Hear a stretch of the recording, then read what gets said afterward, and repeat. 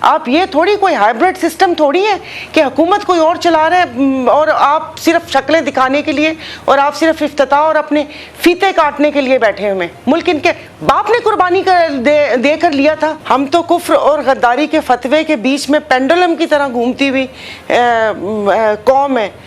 اگر آپ نے ان کو فائلیں دکھا کر پارٹیز ہی ادھر سے ادھر کرنی ہے تو فائلیں دکھا کر کام ہم کیوں نہیں کروا سکتے اپنے ملک اور عوام کے لیے. IMF کا قرضہ ہو, وہ آ کے کہتے ہیں کہ ہمارے چیف آف آرمی سٹاف صاحب نے ان کی کوششوں اور ان کی کاوشوں سے لیا.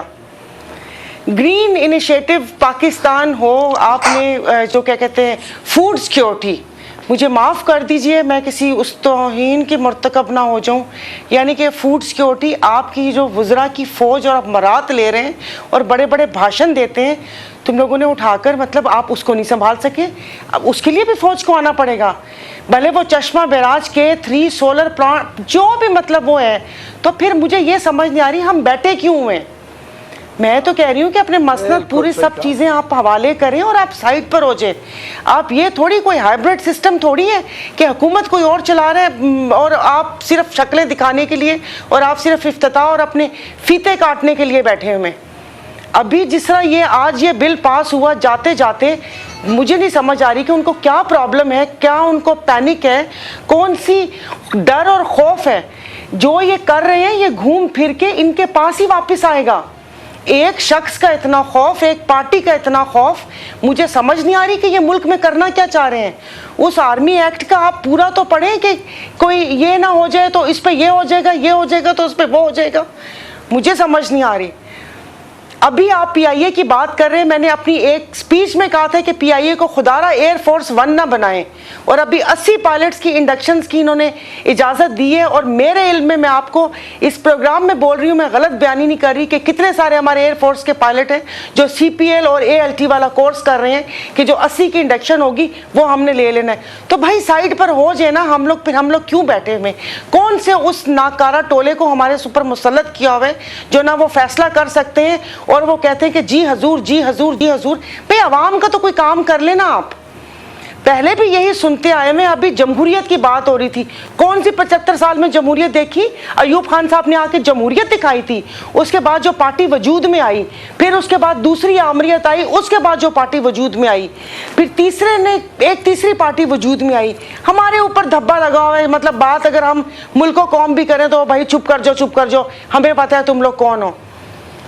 مجھے سمجھ نہیں آ رہی. تو پلیز یہ جمہوریت کی باتیں نہ کیا کریں. ہمارے ملک میں جمہوریت نہیں ہے.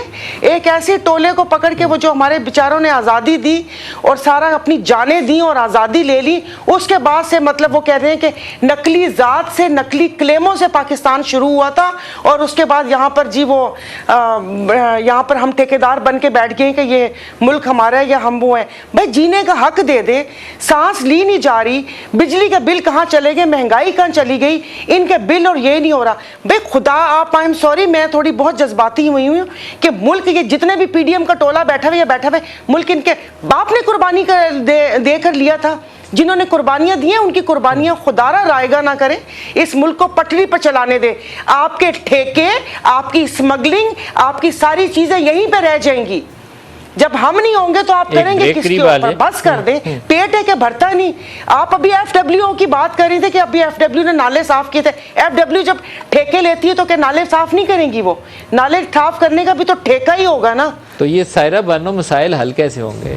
ہم تو کفر اور غداری کے فتوے کے بیچ میں پینڈولم کی طرح گھومتی ہوئی قوم ہے. ہم تو کچھ بھی نہیں کر سکتے. یہ اسی کو چلا لیں. اتنے وہ بل لے کر آ رہے ہیں اور اس کو نگراں, اس کو وہ کرنا ہے, مضبوط کرنا ہے تاکہ وہ کیا کر سکے. کیا ہو رہا ہے پنجاب اور KPK میں؟ ٹرانسفر اور پوسٹنگ ہو رہی ہے اپنے نئے الیکشن کے لیے ابھی.